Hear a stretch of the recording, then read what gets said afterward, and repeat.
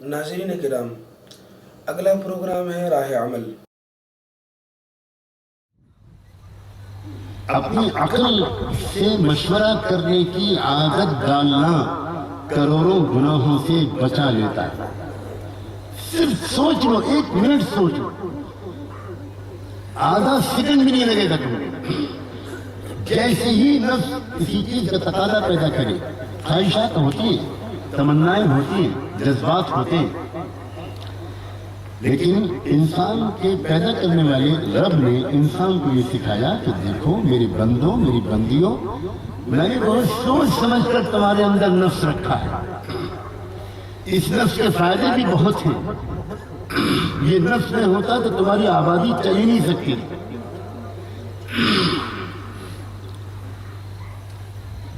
یہ نفس نہ ہوتا تو تمہارے بازار بند ہی رہتے، کوئی دکان ہی نہ کھولتا جب تک اس کے گھر میں فاقہ نہ آتا۔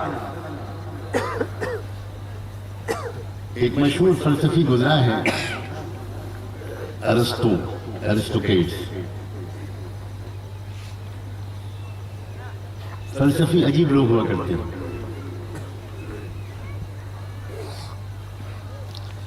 وہ سوچتے تو خود بہت ہیں، کسی جاننے والے سے نہیں پوچھتے۔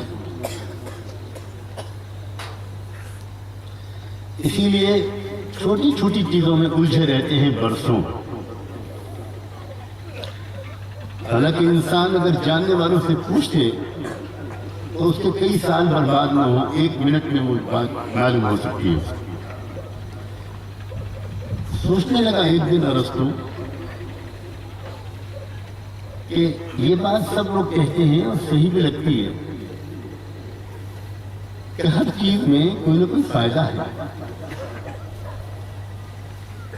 تو یہ لالچ جو انسان کے اندر رکھی گئی ہے اس میں کیا فائدہ ہے؟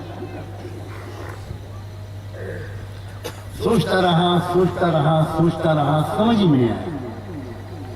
شک پیدا ہونے لگا کہ خدا آپ نے یہ لالچ انسانوں کے اندر نہ رکھی ہوتی تو اچھا تھا۔ یہ لالچ تو بہت لڑائی کروا رہی ہے، کیا فائدہ اس لالچ کا؟ کچھ سمجھ میں نہیں آتا۔ اسی سوچ میں کافی دن گزر گئے کہ اچانک اس کے گھر والوں نے اس سے کہا کہ بھائی کچھ ہوش ہے؟ کئی دن ہو گئے ہیں، گھر میں جو پانی لانے والا سقا آتا تھا، پانی بھرتا تھا، کئی دن سے نہیں آیا، 1 بوند پانی گھر میں نہیں ہے۔ ذرا فکر کرو کیا بات ہے، کیوں نہیں آ رہا وہ؟ تو اس نے کہا ٹھیک ہے، میں جاتا ہوں اس کے گھر، معلوم کرتا ہوں۔ عام طور سے بڑے لوگ اپنی بیویوں کی بات بہت مانتے ہیں، کسی کی مانے یا نہ مانے، وہ منسٹری کی ضرور مانتے ہیں۔ ڈھونڈتا ہوا بیچارہ فلسفی پہنچا اس سکے کے گھر، تو آرام سے بیٹھا ہوا حقہ پی رہا تھا۔ کیا ہوا بھائی، تم بہت کئی دن سے گھر میں پانی لے کر نہیں آئے، گھر میں بہت پریشانی ہے۔ تو وہ کہنے لگا حضور میرے پاس جتنے پیسے ہیں جب وہ ختم ہو جائیں گے تب میں آؤں گا، ابھی تو میرے پاس پیسے ہیں، اس لیے جب وہ ختم ہو جائیں گے تب آؤں گا۔ تو سر ہلایا ارسطو نے، تھوڑا تھوڑا سمجھ میں آیا کہ لالچ میں کتنا فائدہ ہے۔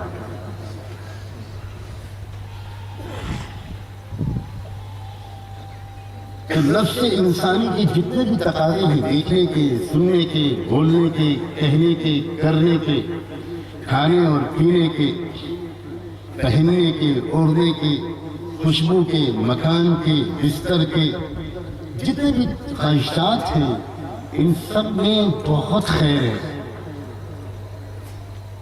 یہی نفس انسانی کے تقاضے ہیں جن کی وجہ سے کسان کھیتی کرتا ہے، غلہ پیدا ہوتا ہے، باغات میں پھل آتے ہیں، سبزیاں پیدا ہوتی ہیں، اور قسم قسم کی انسان کی ضروریات اور خواہشات کے لیے طرح طرح سے محنتیں خدا کے بندے کرتے ہیں۔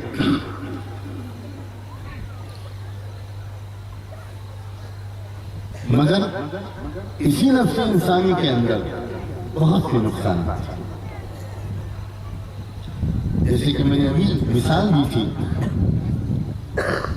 کہ اگر انسان جو جی میں آئے وہ کہنے لگے، جو جی میں آئے دیکھنے لگے، سننے لگے، بولنے لگے، کرنے لگے، تو وہی ہوتا ہے جو آج کی دنیا میں ہو رہا ہے.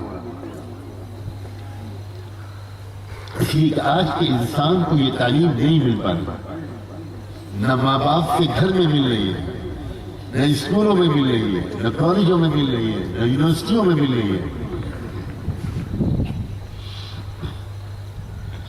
آج فزکس کے ایلیمنٹس پڑھ رہا ہے انسان، لیکن اپنی انسانیت کے ایلیمنٹس نہیں جانتا، وہ اپنے عناصر نہیں جانتا، وہ اپنے اجزاء نہیں جانتا. خدا پاک نے نفس انسانی کے فائدے حاصل کرنے کے لیے اور نفس انسانی کے نقصانات سے بچانے کے لیے انسان کو عقل دی ہے. ہر انسان، مسلمان کے گھر میں کوئی پیدا ہو اس کو بھی عقل ملتی ہے، غیر مسلم کے گھر میں کوئی پیدا ہو اس کو بھی عقل ملتی ہے. عقل ہر انسان کو ملتی ہے. اسی لیے عجیب و غریب بات ہے کہ کوئی انسان اگر کوئی بیچارہ غلط کام کر بھی رہا ہے ماحول کے اثر سے، اور کوئی اس سے پوچھے کہ تم یہ کیوں کرتے ہو، تو وہ اس کو عقلی طور پر درست ثابت کرنے کی کوشش نہیں کرتا. وہ اتنا کہتا ہے کہ اِنَّا وَجَدْنَا آبَاءَنَا كَذَلِكَ يَفْعَلُونَ. کیا کروں، میں نے تو یہی دیکھا، میں جس گھر میں پیدا ہوا میں نے یہی دیکھا کہ لوگ جو ہیں وہ تو سورج کے سامنے بھی سر جھکاتے ہیں، اور جانوروں کے سامنے بھی سر جھکاتے ہیں، پتھروں کی مورتیوں کے سامنے بھی سر جھکاتے ہیں. میں نے تو یہی دیکھا ہے. تو جو میں نے دیکھا اپنے گھر میں، جو پرمپرا دیکھی، جو روایت دیکھی، جو ماتا پتا جو کرتا دیکھا، وہ میں کرتا ہوں. اور اسی لیے جب کوئی انسان ایسے کسی اپنے بھائی یا بہن کو سمجھانا چاہتا ہے تو اس کے سامنے عقلی سوال رکھتا ہے، اس سے پوچھتا ہے ارباب متفرقون خیر ام اللہ الواحد القہار. کیا بہت سارے خدا یہ اچھے ہیں یا ایک مالک اچھا ہے؟ تمہارے بہت سارے باپ ہوتے تو تم کتنے کنفیوز رہتے. کیا یہ اچھا ہے کہ وہ اچھا ہے؟ اتعبدون ما تنحتون. عقلی سوال ہے. تم اپنے ہاتھ سے ہی مورتیاں بناتے ہو اور انہی کی پوجا کرنے لگتے ہو. خود سوچو ذرا. تو جب بھی یہ بات کسی سے پوچھی جاتی ہے، پہلے بھی کبھی پوچھی گئی، آج بھی پوچھی جاتی ہے، کل بھی پوچھی جائے گی، تو جواب میں کوئی انسان اس کی لاجک نہیں بیان کرے گا، اس کی ریزننگ نہیں بیان کرے گا، اس کا کوئی عقلی استدلال بیان نہیں کرے گا. وہ یہی کہے گا کہ بھئی ہم نے تو اپنے گھر میں یہی دیکھا. کسی شراب پینے والے انسان کو آپ اگر پوچھیں گے تو وہ یہ نہیں کہے گا کہ یہ بہت اچھا کام ہے، وہ عقلی طور پر اس کو مفید نہیں مانے گا. اس کا مطلب یہ ہوا کہ اگر ہم اور آپ صرف اتنی بات سیکھ لیں، صرف اتنی بات کی مشق کریں کہ جو خیال میرے دل میں آئے گا، جو کام کرنے کی خواہش میرے دل میں جاگے گی، یہ دیکھ لوں، وہ تصویر دیکھ لوں، موبائل سے میں میسج بھیج دوں، موبائل سے میں یہ فوٹو دیکھ لوں، انٹرنیٹ کو میں اس طرح استعمال کر لوں، اس میں اس طرح چیٹنگ کر لوں، بازار میں اس طرح چلنے والیوں کو اس طرح دیکھ لوں، میں یہ کھا لوں، میں وہ کھا لوں، میں رشوت لے لوں، یہ کر لوں، میں جھوٹ بول دوں، میں دھوکہ دے دوں. جو بھی خیال دل میں آئے فوراً اگر انسان سوچے، اس کی عادت اس کو پڑ جائے کہ کیا یہ مجھے کرنا چاہیے، یہ اچھا کام ہے، یہ شرافت والا کام ہے، اچھے انسان دنیا میں یہ کام کیا کرتے ہیں، فوراً اندر سے میسج آئے گا. گنہگار سے گنہگار انسان کی عقل بھی وہی میسج دے گی جو اللہ کے کسی ولی کی عقل میسج دے. وہی میسج آئے گا جواب میں کہ نہیں، یہ کام غلط ہے، یہ اچھا کام نہیں، یہ اچھے لوگوں کا کام نہیں، یہ شریفوں کا کام نہیں. ایک تو اس بات کی عادت ڈالیں، اور میں آخر میں کہنے کی کوشش کروں گا کہ یہ کیسے عادت پڑے کہ جو خیال بھی دل میں آئے اس کو عقل سے ضرور ریفر کریں، عقل کی طرف سوچیں، ضرور سوچنے کی عادت ڈال دیں گے تو آپ دیکھیں گے کہ روزانہ نہ جانے کتنے گناہوں سے چھٹکارا ملنا شروع ہو جائے، اور تھوڑے دن کے اندر دیکھتے ہی دیکھتے آپ کو حیران ہوں گے کہ پرانی بگڑی ہوئی عادتیں جو آپ نہیں چھوڑ پا رہے تھے وہ چھوڑنا آپ کے لیے آسان ہوگا۔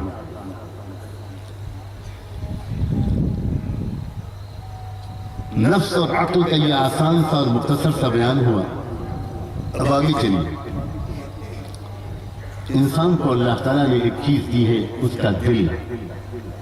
اللہ، سب سے قیمتی ہدیہ، سب سے قیمتی تحفہ، ایک شاہکار چیز انسان کا دل ہے۔ اس زمانے میں جو کلچر چل رہا ہے، جو زندگی گزارنے کا طریقہ ہے، جو مزاج ہے،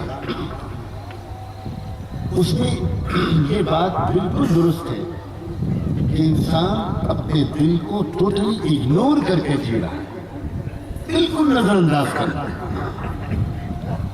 اس وقت انسان کی توجہ کا فوکس، انسان کے اوپر جو سوار ہے وہ ہے اس کا پیٹ اور اس کی شرمگاہ۔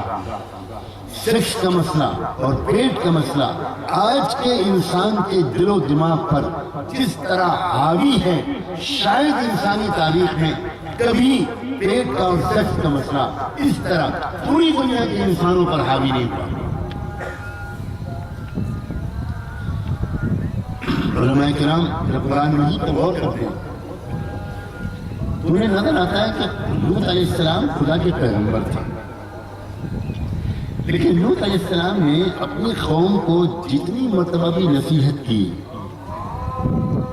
جہاں جہاں قرآن بیان کرتا ہے، قرآن مجید کہیں نہیں کہتا کہ لوط علیہ السلام اپنی قوم سے کہتے ہوں کہ میں خدا کے ساتھ کسی کو شریک مت ٹھہراؤ، یہ بت پرستی چھوڑو، یہ شرک چھوڑو، ایک اکیلے مالک کی عبادت کرو۔ بس ایک ہی بات لوط علیہ السلام سمجھاتے ہوئے نظر آتے ہیں کہ یہ تمہارے اوپر سیکس کا مسئلہ سوار ہے، جس کی وجہ سے تم اتنا بڑا ایک گندا کام کر رہے ہو جو اب تک انسانی تاریخ میں کبھی نہیں کیا گیا تھا۔ ہومو سیکسولیٹی کا مسئلہ، ہم جنسی کا مسئلہ، لڑکے اور لڑکے کا جنسی تعلق، مردوں کا مردوں سے جنسی تعلق، یہ تمہیں کیا ہو گیا؟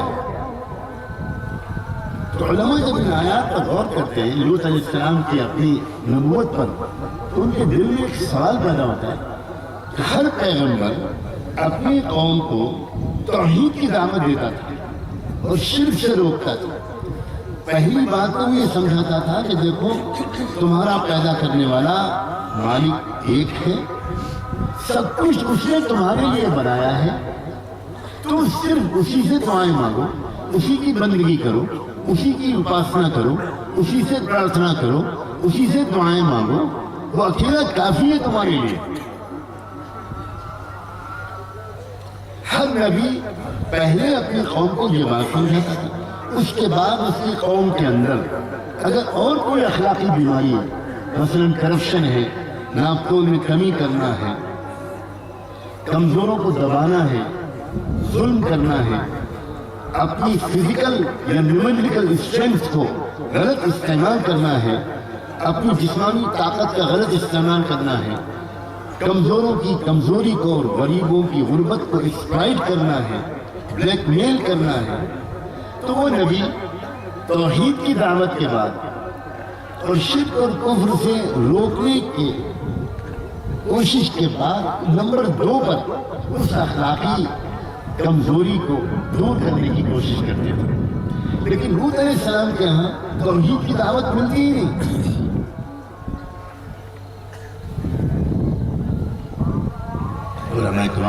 علماء جب قرآن مجید کو غور سے پڑھتے ہیں تو ایک ایک لفظ پر ان کے ذہن میں سوالات پیدا ہوتے ہیں، اور عجیب کتاب ہے قرآن، عجیب کتاب ہے قرآن۔ میں کیا کروں، میں سمجھ میں نہیں آتا میں کن لفظوں میں کہوں۔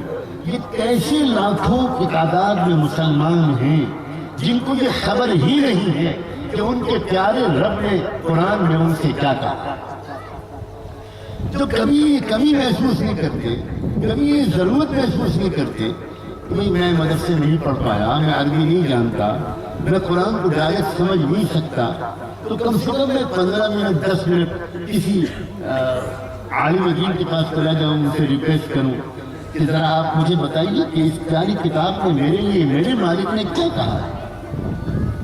کہ کیسے لاکھوں کروڑوں مسلمان ہیں جن کو خبر ہی نہیں کہ قرآن میں کیا لکھا۔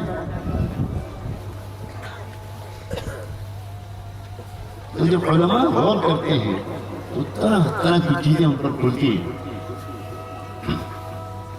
اور عجیب بات ہے جب آدمی کسی سوال کو لے کر غور کرتا ہے، دعا مانگتا ہے، کتابوں کو پڑھتا ہے، تو کہیں نہ کہیں سے اس کو اپنے سوال کا جواب ضرور مل جاتا ہے۔ چنانچہ بعض علماء نے اس سوال کو ٹچ کیا اور اس کا جواب دیا اور یہ کہا کہ جس قوم کے دل پر سیکس اتنا سوار ہو کہ اس کی عورتیں اس کے سیکس کے خواہشات کو پورا کرنے کے لیے کافی نہ رہ گئی ہوں، اور وہ قوم مردوں اور مردوں کے ذریعے جنسی تعلق کے ذریعے سیکس کی خواہش کو پورا کرنے لگے، اس کے اوپر جس کے اوپر سیکس کا جن بھوت اس بری طرح سوار ہو، اس کے اندر کوئی بندگی کا عبادت کا ذوق ہی نہیں رہ جاتا، اس کا اندر یہ مسئلہ رہ جاتا ہے کہ وہ کسی کی عبادت کرے، کسی عبادت گاہ میں جائے، اس کا تو روحانی ذوق ختم ہو جاتا ہے۔ یقین مانیے آج کی دنیا میں اس بات کو سمجھنا آج کے دور میں آسان ہو گیا۔ آپ یورپ اور امریکہ میں جائیں، آپ مغربی ملکوں میں جائیں، اور اب تو ساری دنیا کے ملک ریس میں لگے ہوئے ہیں کہ وہ یہ ثابت کریں کہ ہم تم سے زیادہ ماڈرن ہیں، یعنی تم سے بڑے جانور ہیں۔ وہاں کہیں نہیں ملے گی آپ کو چرچ کے پاس بھیڑ، وہاں نہیں ملے گی آپ کو کسی عبادت گاہ کے پاس بھیڑ، وہاں کوئی جاتا ہی نہیں۔ ہر کچھ دن کے بعد چرچ بک رہے ہیں، اور چرچ اس لیے بک رہے ہیں کہ چرچ میں آنے والے جو آتے وہ ڈونیٹ کرتے تو چرچ چلتا، جب چرچ میں کوئی آ ہی نہیں رہا تو اس کا خرچہ کیسے چلایا جائے، لہٰذا ہر کچھ دن کے بعد وہاں چرچ بھیج دیے جاتے ہیں۔ ان کے اوپر تو سیکس کا ایسا بھوت سوار ہے، اور انہوں نے پوری دنیا کو ایجوکیشن سسٹم کے ذریعے، انفارمیشن ٹیکنالوجی کے ذریعے، فلموں کے ذریعے، موبائل ٹیکنالوجی کے ذریعے، انٹرنیٹ کے ذریعے پوری دنیا کے انسانوں پر سیکس کا ایسا بھوت سوار کر دیا ہے کہ آج کے اکثر دنیا کے اکثر انسان چلتے پھرتے اٹھتے بیٹھتے سوتے جاگتے کھاتے پیتے بس دو چیزوں کے بارے میں سوچتے ہیں، یا پیٹ کے بارے میں یا سیکس کے بارے میں۔ اگر پیٹ خالی ہے، آدمی غریب ہے، بہت پریشان ہے، مزدوری نہیں مل رہی مزدور کو، تو وہ پیٹ کے بارے میں بھی سوچتا ہے، ورنہ دو لقمے جہاں پیٹ میں گئے اور سارے خیالات سیکس کے بارے میں شروع ہو گئے۔ آج کا یہ کلچر، اگر اس کو کلچر کہنا درست ہو، آج کا جو ماحول ہے، ایسے ماحول میں دل بیچارے کو یاد کرنے والی دنیا میں کم ہوتے چلے گئے۔ حالانکہ زندگی گزارنے کا ایک بہت خوبصورت طریقہ ہے، بہت نوبل طریقہ ہے، ڈگنیفائڈ طریقہ ہے، بیوٹیفل طریقہ ہے، چارمنگ طریقہ ہے، پرکشش طریقہ ہے، اور وہ یہ کہ انسان کو اصل فکر اپنے دل کی ہو جائے۔ میرا دل کہتا ہے، میرے دل میں تکبر تو نہیں ہے، میرے دل میں حسد تو نہیں ہے، میرے دل میں کوئی چڑچڑا پن اور غصہ تو نہیں ہے، میرے دل میں کوئی خود غرضی کا مزاج تو نہیں ہے، میرے دل کا کیا حال ہے؟ میرا دل پاک صاف ہے، میرے دل میں ناجائز تمنائیں تو نہیں ہیں۔ ایک زندگی گزارنے کا وہ طریقہ ہے۔ میرے پیارے لوگوں، صلاۃ السلام بھیجو رحمت عالم صلی اللہ علیہ وآلہ وسلم پر۔ انہوں نے پوری انسانیت کو زندگی گزارنے کا ایک خوبصورت طریقہ سکھایا، وہ یہ کہ تم اپنے پیٹ کی ضروریات کا بھی خیال رکھنا، اور تم اپنے سیکس کے تقاضوں کو بھی پورا کر لینا، مگر اس طرح کہ تمہارا دل خراب نہ ہو۔ دیکھنا، دل کا خیال رکھنا، دل بہت نازک چیز ہے۔ ایک ذرا سی غلط چیز دیکھو گے، ایک سیکنڈ سے بھی کم کے لیے دیکھو گے، اسی ایک سیکنڈ سے کم کے لیے کسی غلط چیز کو دیکھتے ہی تمہارے دل پر ایک دھبا لگ جائے گا، دل گندا ہو جائے گا، دل خراب ہو جائے گا۔ اپنے دل کو بچا کر رکھنا۔ اس دنیا میں زندگی گزارو، شادیاں کرو، کاروبار کرو، لوگوں سے ملو، خوشیوں اور غموں میں شریک ہو، رشتہ داروں کے ساتھ تعلقات کو نبھاؤ، ناقابل برداشت چیزوں کو برداشت کرو، اپنے ساتھ ہونے والی زیادتیوں کو معاف کر دو، لوگوں کے لیے دعائیں کرو، نفرت کا جواب محبت سے دو، یہ سب کرو تم، مگر اس طرح کہ تمہارا دل خراب۔ ایک زندگی گزارنے کا ایک طریقہ ہے، ایک سلیقہ ہے کہ آدمی اس طرح زندگی گزارے کہ اس کا دل بالکل پاک صاف ہے۔ کیا خوبصورت طریقہ ہے، کیسا سکون ملتا ہے، پیس آف مائنڈ، دل بالکل خوش، اندر سے انسان مطمئن۔ اور جب انسان اپنے دل کو نظر انداز کرتا ہے، یاد رکھنا خوشی کا تعلق دل سے ہوتا ہے۔ آپ کبھی نہیں کہتے کہ آج میرا پیٹ بہت خوش ہے، آج میں نے بہت اچھی بریانی کھائی ہے۔ آپ کبھی نہیں کہتے کہ آج میرا دماغ بہت خوش ہے، آپ کبھی نہیں کہتے۔ آپ کبھی نہیں کہتے کہ آج میرا بدن بہت خوش ہے۔ خوشی کا تعلق دل سے۔ اور آج کا زمانے کی جو لائف اسٹائل ہے، میں جو سمجھانا چاہ رہا ہوں مردوں کو بھی اور عورتوں کو بھی، وہ یہ ہے کہ دل کو نظر انداز کر کے آج کا انسان جی رہا ہے۔ اور دل کو نظر انداز کرنے والا ایمان والا نہیں ہو سکتا۔ صرف کرتا پاجامہ ٹوپی پہن لینے سے کوئی مسلمان نہیں بنتا۔ ایک زندگی الگ ہے، ایک الگ زندگی گزارنے کا طریقہ ہے۔ بس دل کا خیال رکھنا بہت نازک چیز ہے۔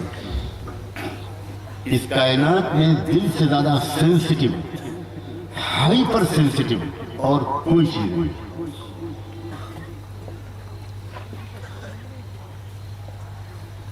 ایک انسان زندگی اس طرح گزار سکتا ہے کہ وہ اپنے دل کا خیال رکھے، دل کو پرائیورٹی دے، دل کو پریفرنس دے، دل کا خیال رکھے کہ میں اس طرح کاروبار کروں گا کہ میرا دل خراب نہ ہو، میں اس طرح شادی کے فنکشن سجاؤں گا کہ میرا دل خراب نہ ہو، میں سڑک پر اس طرح چلوں گا کہ میرا دل خراب نہ ہو۔ عباد الرحمن الذین یمشون علی الارض ہونا وَإِذَا خَطَبَهُمُ الْجَاهِلُونَ قَالُوا سَلَامًا۔ سڑک پر چلنے کا طریقہ سکھایا قرآن نے، راستے سے گزرنے کا طریقہ سکھایا قرآن نے، نہ سمجھ لوگوں سے ڈیل کرنے کا طریقہ سکھایا قرآن نے۔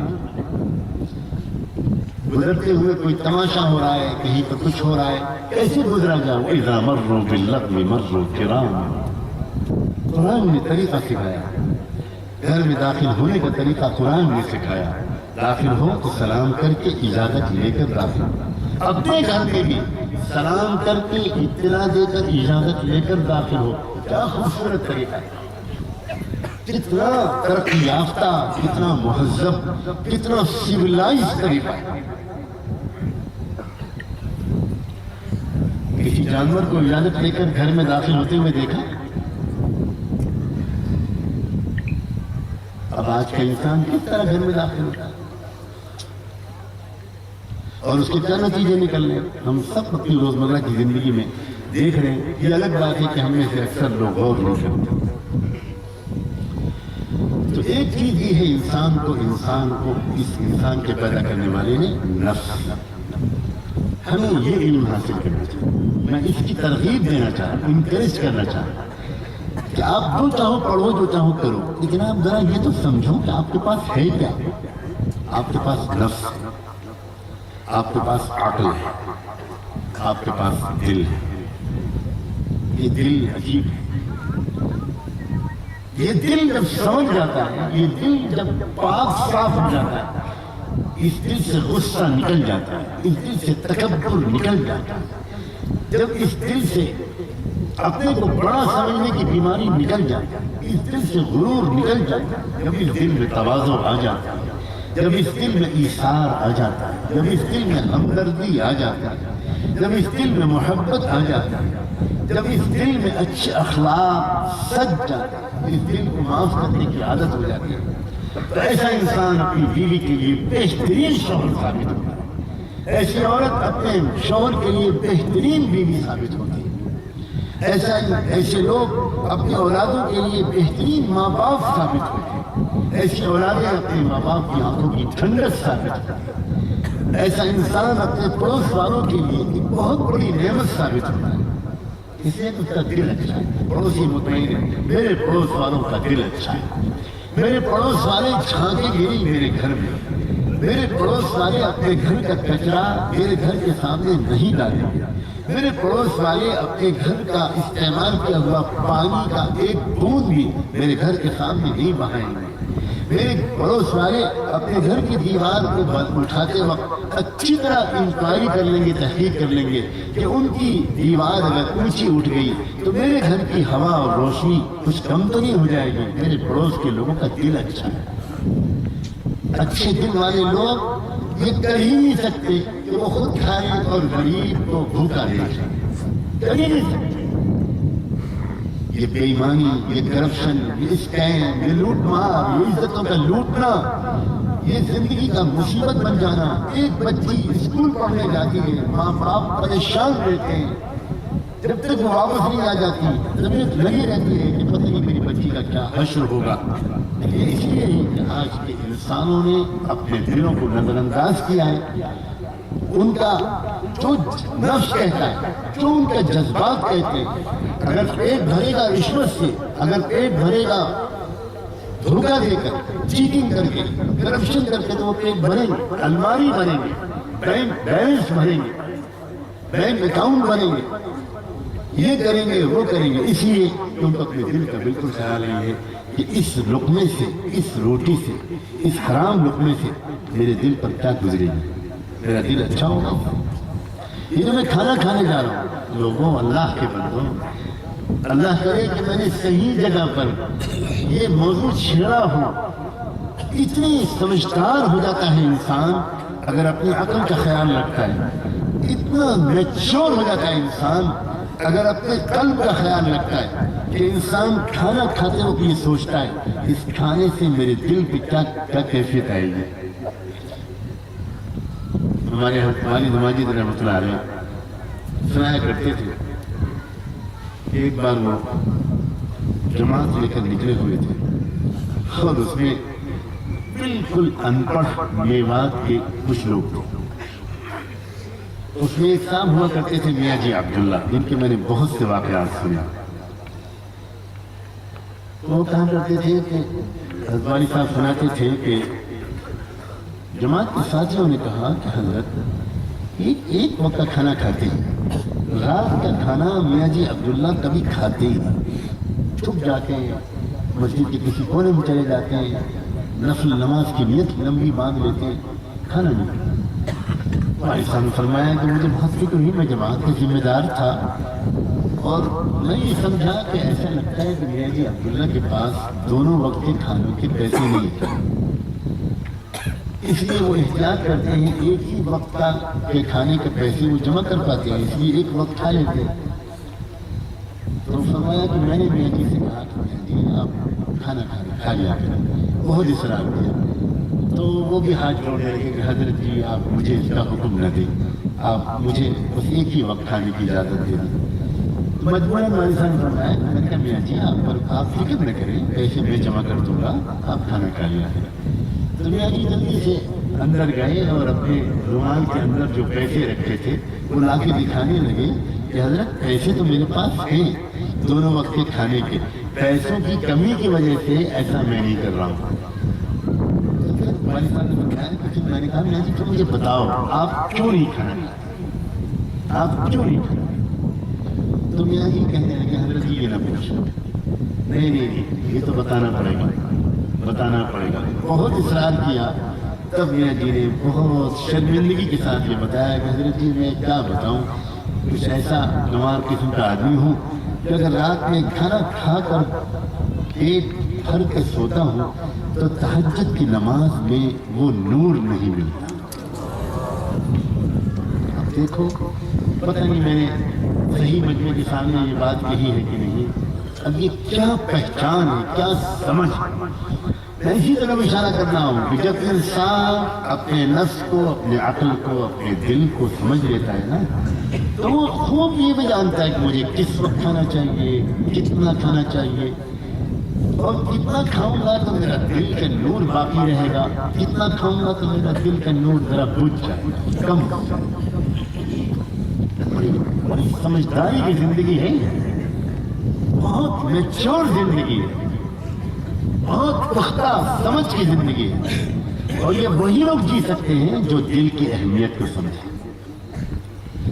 اللہ کے بندوں میں اللہ کے محبوب کے واسطے سے تم سے کہتا ہوں، تم ایمان والوں اپنے دلوں کو نظر انداز مت کرو۔